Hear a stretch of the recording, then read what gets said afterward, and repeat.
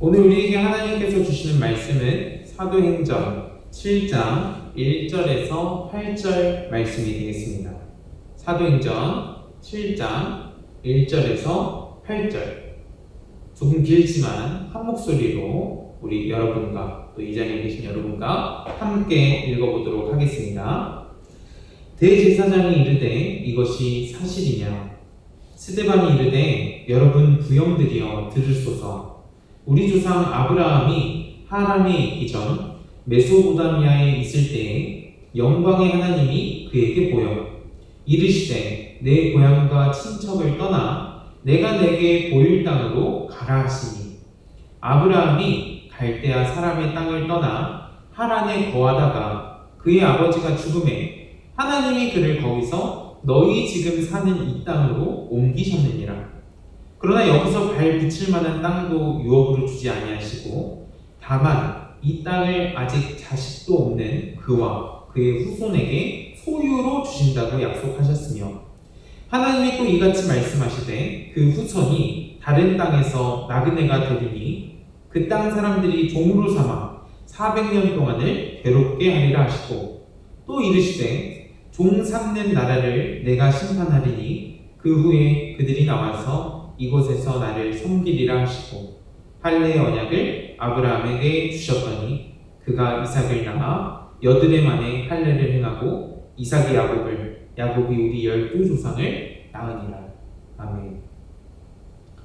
여러분은 어떤 소재를 한 드라마를 좋아하시고 또 즐겨보시는 드라마가 있으신가요? 요즘 저는 얼마 전 종영되었던 무법 변호사라는 드라마가 떠오릅니다. 아십니까? 보신 적 있으세요? 동영상만 있는 것 같아요. 여기서 무법이란 not a lawless, 그러니까 법이 없다는 게 아니라 but a fight, 법이 없는 어떤 무질서를 말하는 것이 아니라 싸울 법이라고 해서 법으로 싸운다라는 것을 의미하더군요. 조금 억지스러운 설정이었지만 그럼에도 불구하고 마음에 들었던 것은 그동안 법 대신에 주먹을 쓰던 이 조폭 변호사가 이제는 자신의 인생을 걸고 거대 권력에 맞서서 이 준법 정신으로 그들을 소탕해 나가는 모습 때문이었습니다. 정의를 간절히 찾는 자는 그것을 구현하는 방식마저도 정의로워야 하기 때문에 그저 한 사람을 잔인한 어떤 복수국으로 끝나지 않고 법치, 즉 재판을 통해 이를 이루었다는 점에서 참으로 동의가 되고 감명 깊게 보게 되었습니다.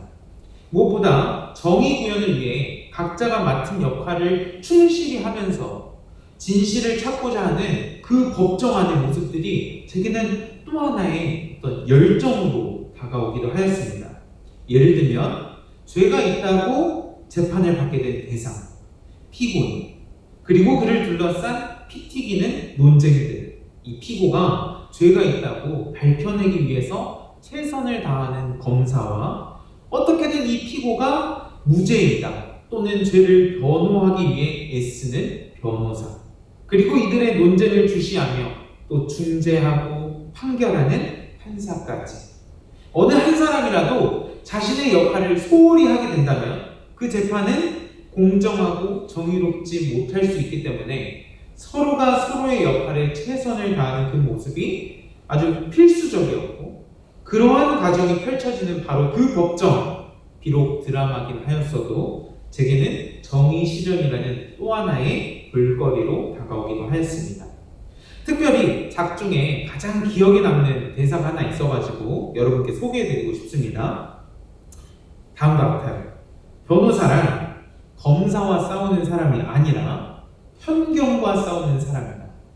여러분 동의가 되십니까? 다시 한번 말씀드릴까요? 변호사란 검사와 싸우는 사람이 아니라 편견과 싸우는 사람이다. 물론 법정 안에 모든 이들이 이 편견과 싸우지만 작중에는 아무래도 변호사가 주인공이니까 이런 표현을 한 게 아닌가 싶어요. 하지만 오늘 이 대사가 제 마음 한켠에 남아있는 이유는 오늘 우리가 나눠볼 말씀 안에도 등장할 이 재판 때문이지 않나 싶습니다. 말씀을 통해 더 자세히 한번 나눠보도록 하겠습니다. 사랑하는 여러분, 우리가 지난주 스데반 집사님이 자유민들하고 이렇게 논쟁이 붙게 되어가지고 체포되었다라는 말씀까지 나눈 바 있습니다. 그쵸? 거기 한번 끄덕여주시고, 그리고 계속해서 이제 7장을 보게 되는데 그 시작이 재판으로 시작되고 있음을 지금 볼 수 있어요. 오늘 말씀 7장이 그렇게 기록되어져 있습니다. 물론 현대의 법정과 그 당시의 법정이 완전히 동일한 모습은 아니었겠지만 죄의 유무를 판결하는 이가 있었고 그 죄에 대한 변호를 할 수 있는 기회가 있었나 봐요.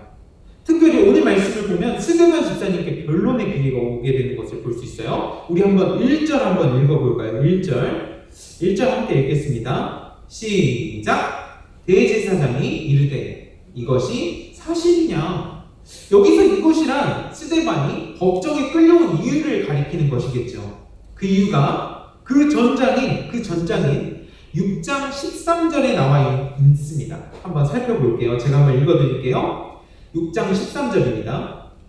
거짓 증인들을 세우니 이르되 이 사람이 이 거룩한 곳과 율법을 거슬러 말하기를 마치 아니하는도다. 그러니까 쉽게 말해서 스데반의 제목은 성전과 율법을 훼손하였다라는 점이었죠. 그 당시 정말 신성시 되어지는 이 거룩한 곳 어디입니까? 성전이에요. 즉 성전에 대한 모독과 유대인들이 그 당시 구원의 조건이라고 내세우던 율법을 훼손하는 일은 이스라엘이라는 나라를 존재케 하는 이 두 기둥과 같았는데 이 두 기둥을 부인하는 일이 되어버리는 거죠.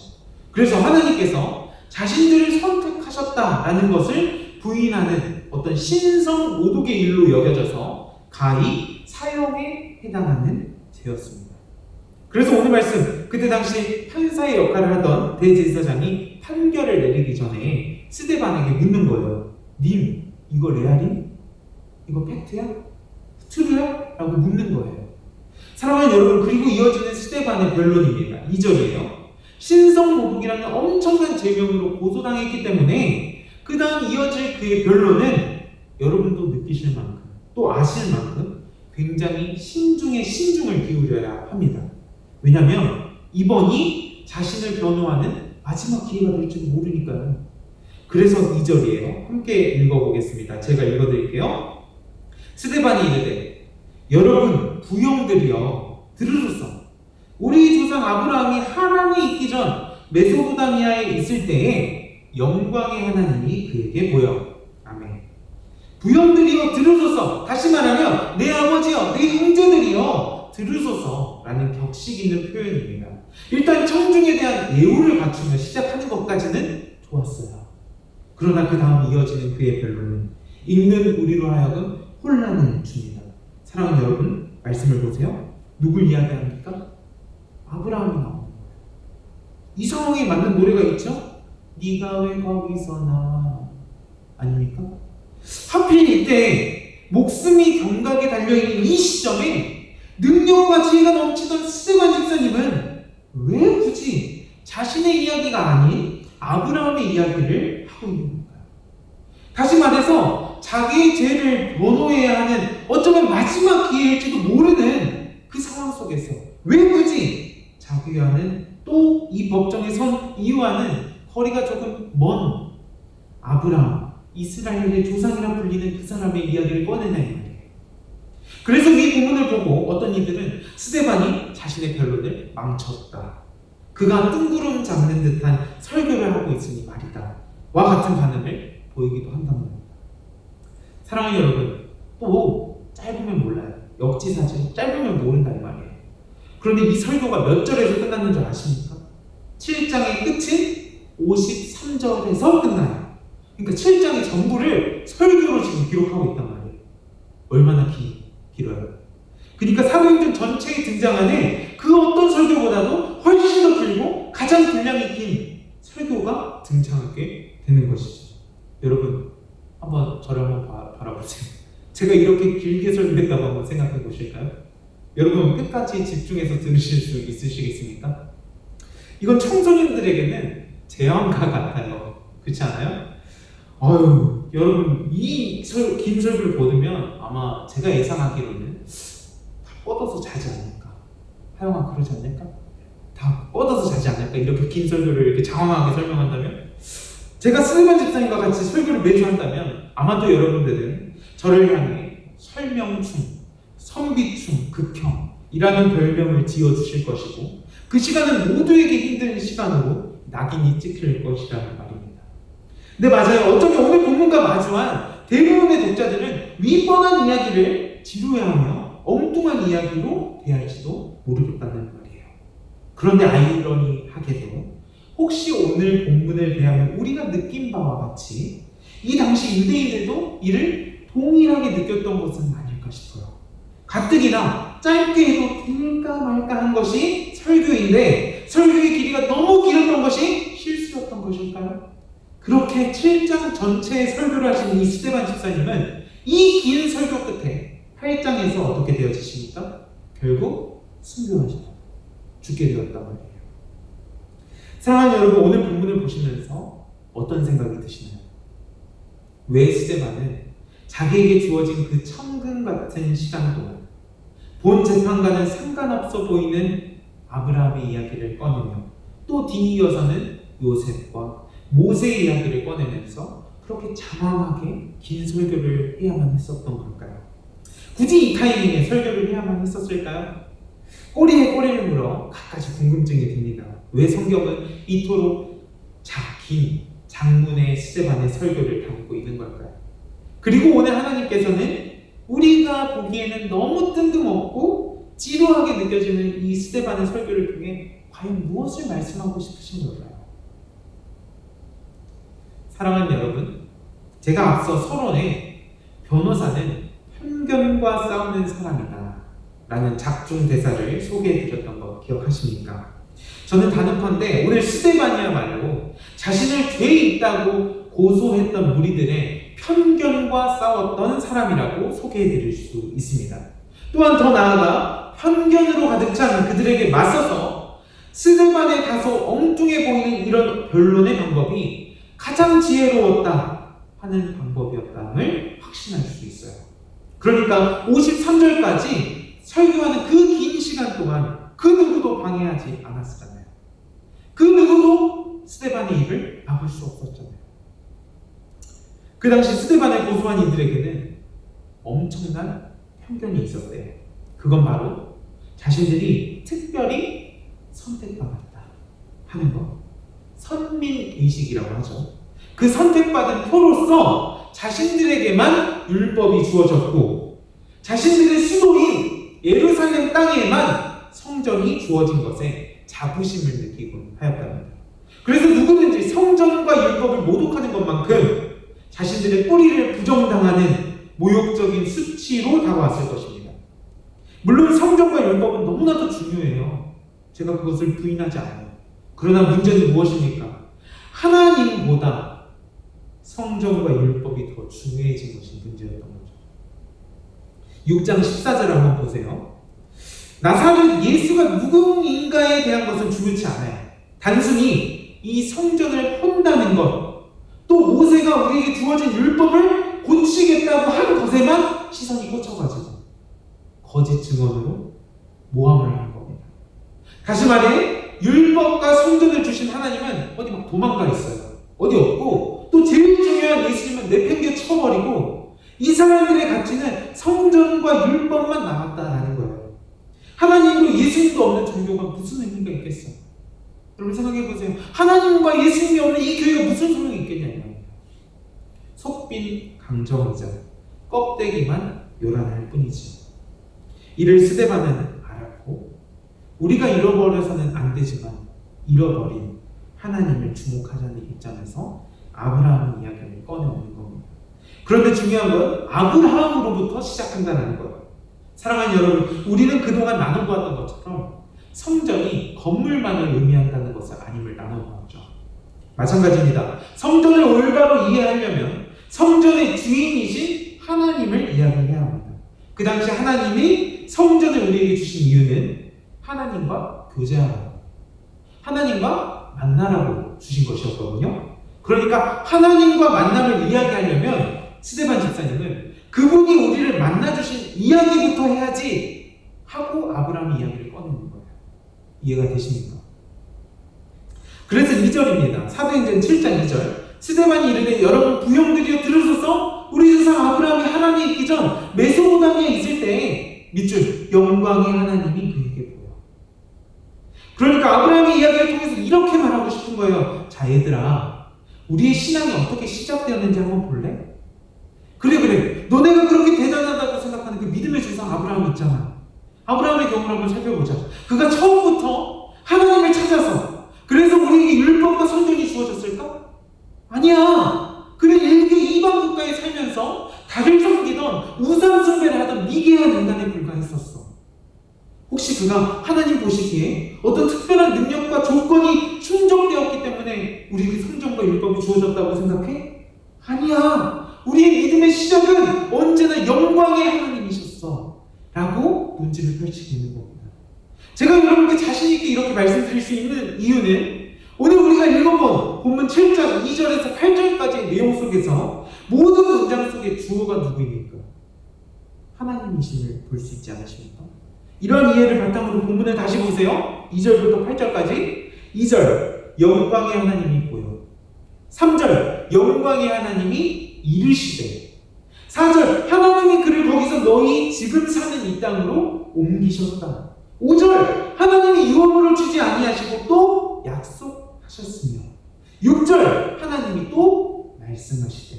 7절 또 하나님이 이르시되. 8절 하나님이 할례의 언약을 아브라함에게 주셨으니 와 같이.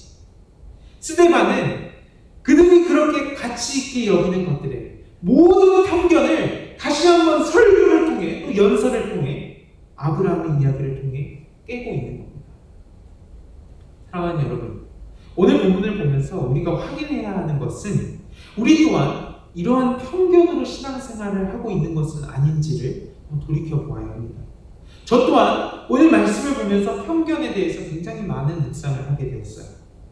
혹시 나는 첫 인상만으로 그 사람들을 대하고 있는 것은 아닌지, 또 치우친 생각과 공정치 못한 의견만을 제시하고 있는 것은 아닌지 말이죠. 그렇게 오랜 묵상 끝에 한 가지 깨닫게 되었는데 그게 무엇인지 아십니까? 제가 가장 많은 편견으로 가진 대상이 바로 하나님이시더라고요. 그러니까 오늘 유대인들과 같이 저 또한 신앙생활을 이만큼 했으니까 주님 저한테 이 정도는 해주셔야 되는 거 아니에요?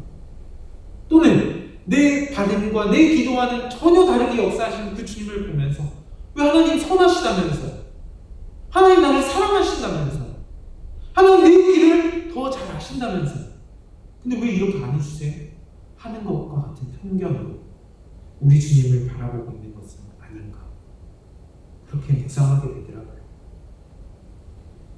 사실 성경 이야기만을 보더라도 그렇지 않습니까? 우리 예수님 사람들이 가진 편견 때문에 돌아가셨어요. 메시아는 이래야만 돼 하는 사람들의 편견으로 인해 십자가 지게 되신 것이었어요. 결국 스데반의 이런 편견과 싸우는 이런 모습은 우리에게 한 가지를 시사해주고 있습니다. 그건 바로 편견을 버리기 위해서는 말씀이신 하나님께 나아가야 한다는 거예요. 스데반의 변론은 특별한 것이 아니었어요. 구약에 적혀 있었던 하나님이 우리를 찾아오신 이야기, 하나님이 우리를 이끄심, 편견을 가진 우리가 그 좋으신 하나님을 배척하고 밀어내고 십자가에 매달고 별짓을 다 했으나 포기하지 않으신, 우리를 안으신, 우리를 덮으신, 그리고 끝까지 사랑하신 그런 주님이시야말로 우리의 썩어 보여있는 편견을 깨끗게 하실 분이시다는 것을 스데반 집사님은 알아보고 싶은 거예요. 그리고 더 나아가 우리 주님이 아브라함의 인생을 이끄시고 인도하셨던 것처럼 여러분의 인생도 이끄실 것이라는 점이에요. 오늘 하루 오늘 본문을 붙잡으면서 나를 이끄시고 나를 선한 길로 이끄시는 하나님을 더 의지해 보는 것은 어떨까요? 그렇게 하시겠다는 분들만 아멘. 더 큰 소리로 한 번만 더. 그렇게 사시겠다는 분들만, 그런 하나님을 의지하시겠다는 분들만 큰 소리로 아멘. 감사합니다. 가슴에 손을 붙잡고 이렇게 한번 깊이 따라해봤으면 좋겠습니다. 가슴에 손을 붙잡고 저를 한번 따라해서 주세요. 하나님께서 하십니다. 하나님께서 하십니다. 하나님께서 이끄십니다. 하나님께서 나를 사랑하십니다. 우리는 이러한 믿음을 가지고 오늘을 사는 인생들이요, 신자들이요, 고등부요, 청년들임을 우리가 가슴 깊이 묵상하며 한 주를 그렇게 사셨으면 좋겠습니다. 기도합니다. 하나님 아버지 감사합니다. 오늘 말씀을 통하여서 편견에 대하여서 또 깊이 나눠보았습니다. 하나님, 스데반 집사님의 이 설교를 보면서 우리가 그동안 너무나 뻔한 이야기로 또는 너무나 지루한 이야기로만 받아들이고 있지는 않았습니까? 그러나 주님, 이 이야기 속에서는 편견과 싸우시는 우리 하나님, 또 우리 인생을 택하시고 우리의 인생을 이끄시는 하나님에 대해 더 주목하라는 말씀을 듣게 하시니 너무나도 감사합니다. 하나님, 오늘 우리가 이 본문을 붙잡고 살아가길 원합니다. 비록 현장이 내 마음과 내 뜻대로 되지 않는다 할지라도, 내 생각과 내 소원대로 이루어지지 않는다 할지라도 하나님, 그 속에서 나의 편견을 내려놓고 우리 주님을 바라보고 말씀을 더욱 붙잡고 나를 이끄시는 주님을 더욱 붙잡는 우리 모든 남연의 고등부 지체들이 될 수 있도록 하나님 인도하여 주시옵소서. 감사드리며 예수님의 이름으로 기도하옵나이다. 아멘. 우리 주기도문으로 예배 마치도록 하겠습니다. 하늘에 계신 우리 아버지여, 이름이 거룩히 여김을 받으시오며 나라의 임하옵시며 뜻이 하늘에서 이룬 것 같이 땅에서도 이루어지이다. 오늘날 우리에게 일용할 양식을 주옵시고 우리가 우리에게 죄 지은 자를 사하여 준 것 같이 우리 죄를 사하여 주옵시고 우리를 시험에 들게 하지 마옵시고 다만 악에서 구하옵소서. 대개 나라와 권세와 영광이 아버지께 영원히 있사옵나이다. 아멘.